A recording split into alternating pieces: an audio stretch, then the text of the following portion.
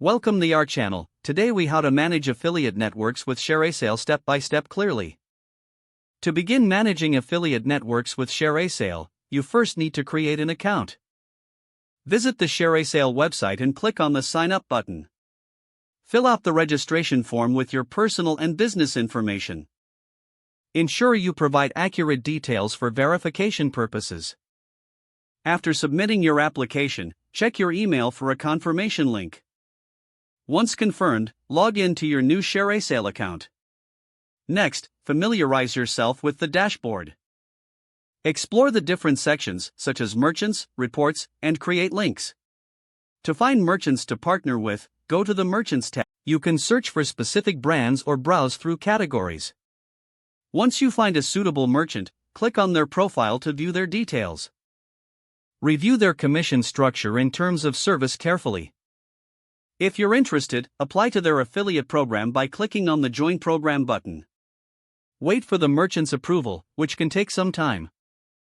Once approved, you can access their affiliate links and promotional materials.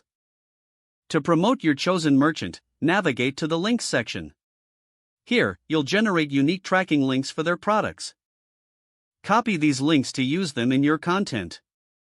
Make sure to adhere to the merchant's promotional guidelines when sharing. Now, it's time to track your performance. Go to the Reports section to view your click and sales data. This information will help you understand which strategies are working. Regularly check your performance stats to optimize your campaigns. Engage with the ShareASale community for tips and collaboration opportunities. Consider networking with other affiliates to share insights and strategies.